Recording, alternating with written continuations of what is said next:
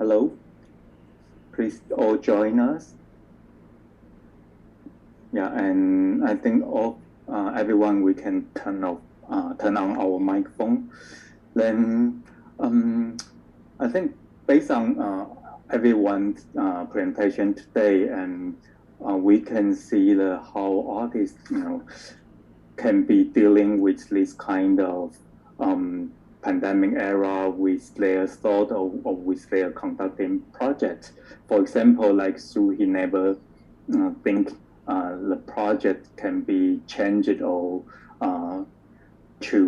shifting to this kind of way, but after maybe 15 months, then it turns like this.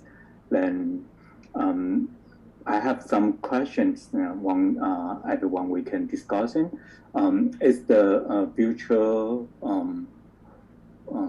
exhibition or workshop or even performance, it can be took over the reality environment, or we just using it as a alternative way or alternative soul in this pandemic era.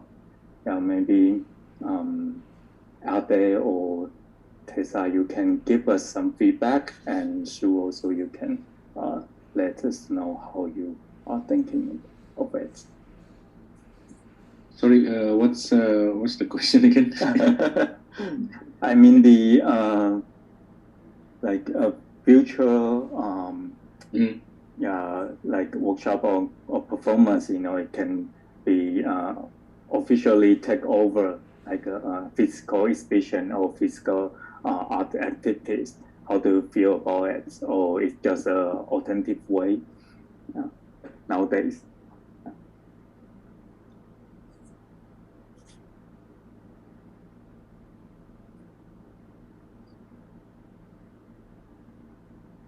Yeah. So Tessa, would you like to respond first? I feel that the virtual translations of what we previously did in person can only complement the in-person activities that we have. I feel that in-person events, there is an element there that is not entirely captured by their virtual counterparts. For the past 5 years, I've worked closely with women artists Alma Quinto and Natalie Dagbang, and a lot of our activities were founded on the workshop format. And our women partners also did not have access to technology. So I would say that we still need the physical components of these activities, because if we are to work with communities who do not exactly have access to these technologies, then I think we lose a lot. So, well, that's me. Okay, thank you. And Andre? Yeah, when most of the activities is it's very physical. That's right. Like space, really a lot of activities, a lot of ideas, a lot of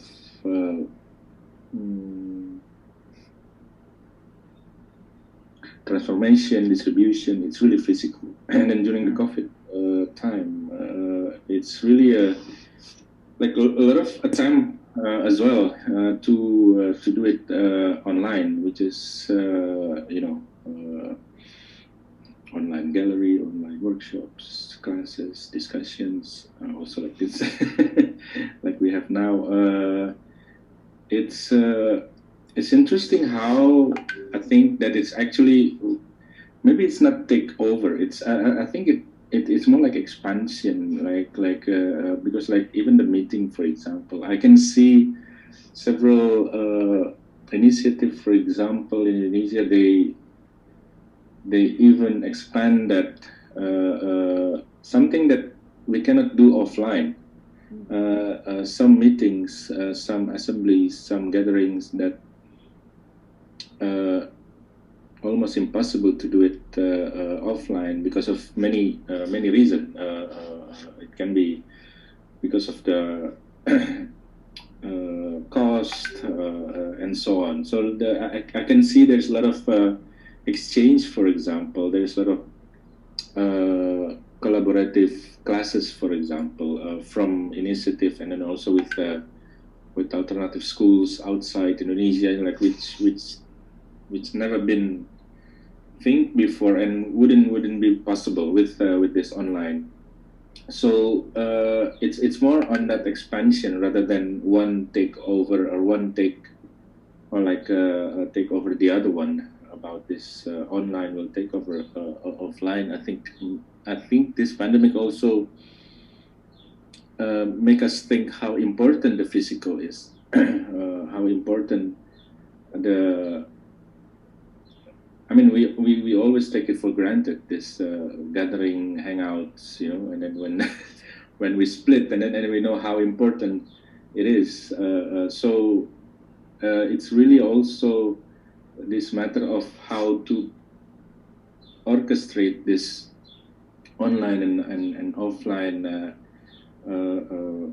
As you mentioned about expanded body as well, because it's also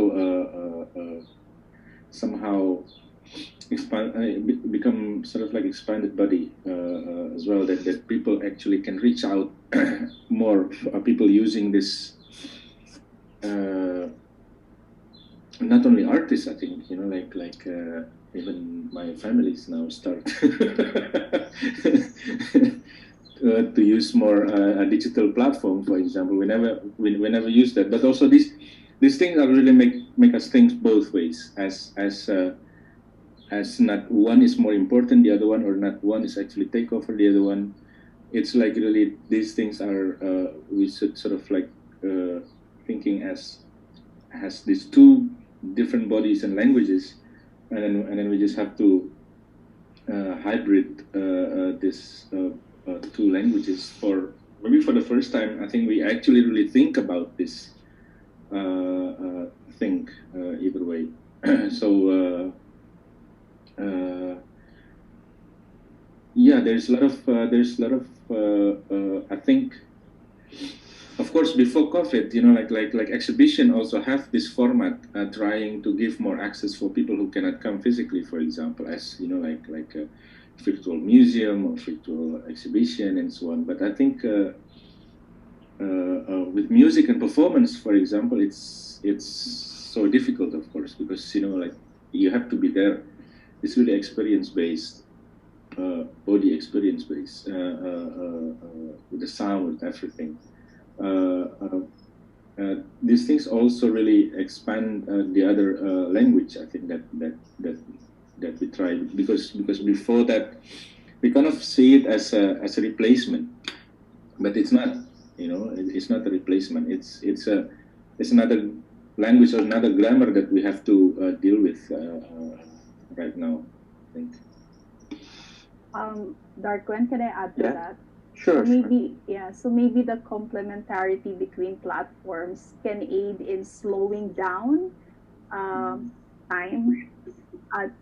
It can aid in stretching time, and perhaps we can be encouraged to work on projects in the long term rather than have a lot of bursts of short-term projects or events, the effects of which we do not readily see, or we're not given the opportunity even to assess what their effects are. So probably that brings us to the question on which the session is founded: what can art be, or what can art do after this time of the pandemic? Yes, thank you. I think I really agree with the Tessa or Ade, what you are mentioned. Maybe we should rethink in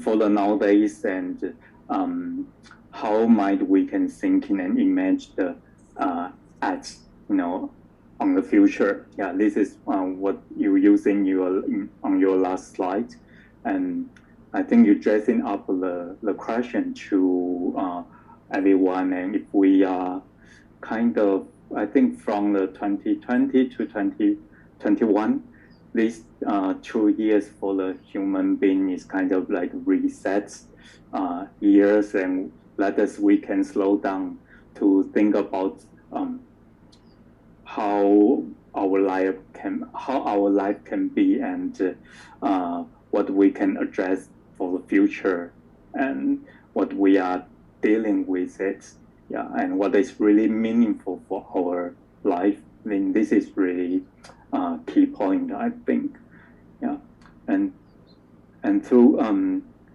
you have something want to respond us? Actually, not really, but I think, yeah, I want to, what I want to share is what we are facing this time is more like a limitation of the technology, like the speed of the signal, the internet environment, the router speed. So basically, our experience, our feeling, our sense. One day, I radically thinking about that. One day might be replaced by something else. Like if we really have that kind of, technology, but it's just kind of sci-fi imagination. Like what we can watch, what we can touch. All the sensing technology could, if they are fast enough, and when we settle all the equipments, is good enough. That might be a possibility, but what is coming up is the other issues like social class, and also capitalist issues, and balancing resources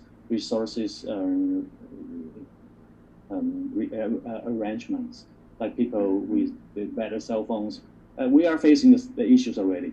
In our show in Taipei, a different audience has different experience. Better if you have the newest generation of iPhone, you get the best animation effects, you get the best quality of video. But if you are using a lower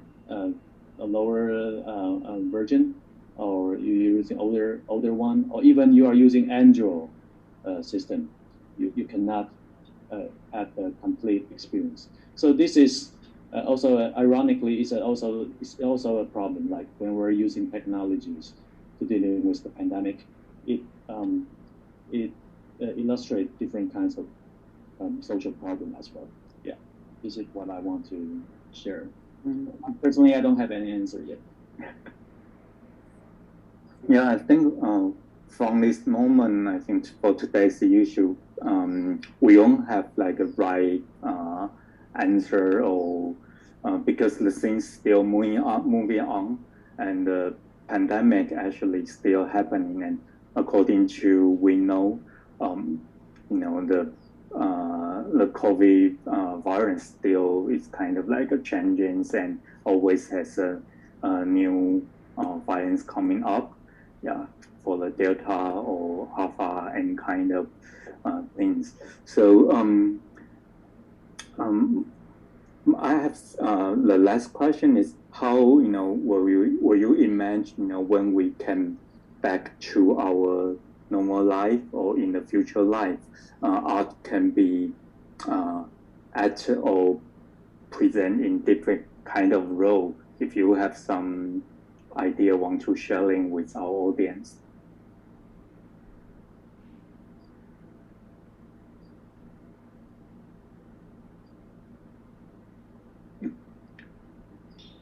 Oh, that's a big question. Sorry for that.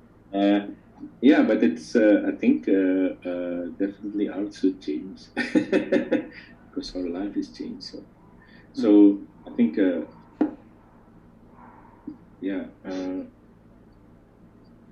I think the relation as well, language on on how it's maybe not so how it produced, how it's distributed, and how it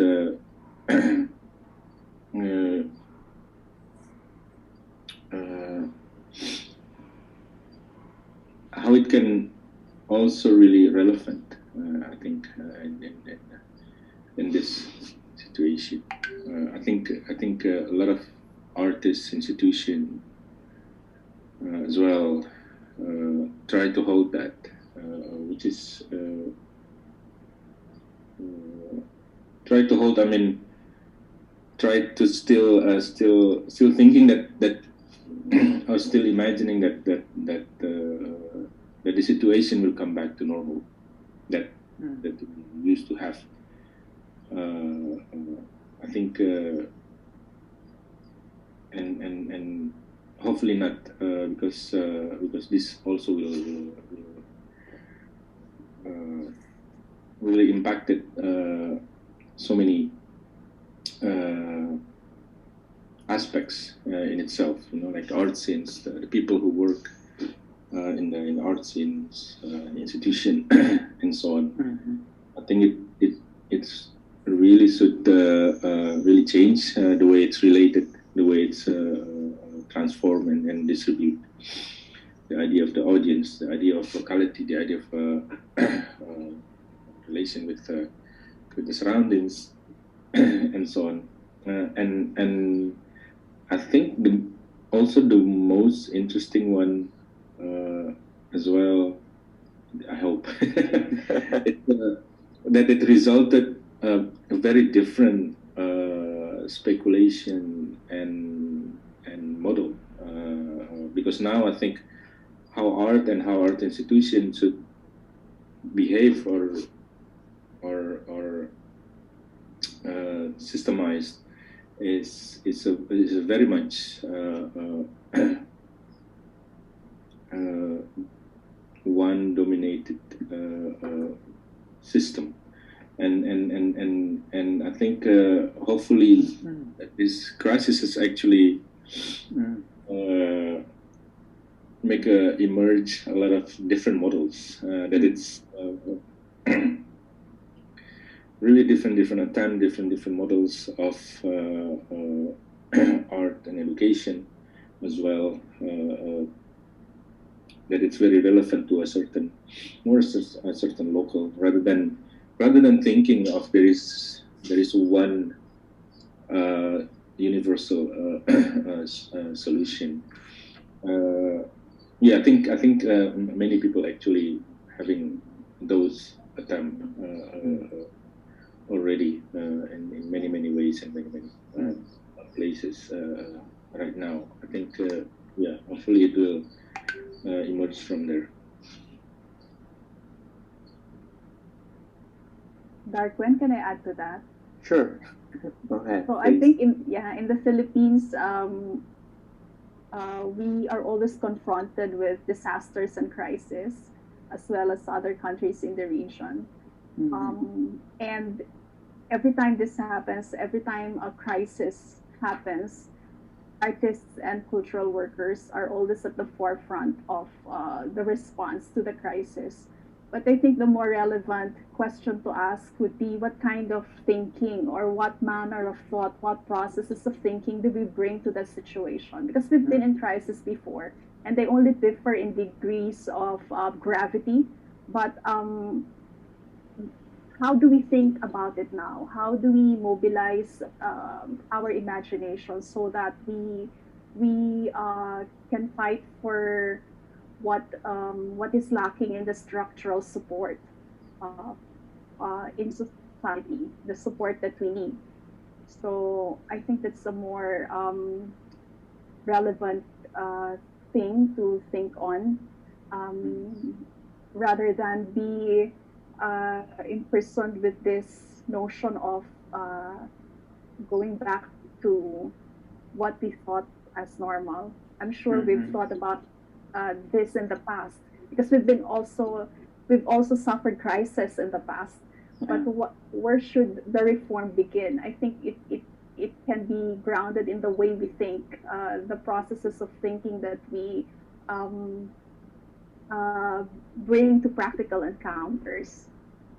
How can this thinking shape the attitudes we bring to the ground?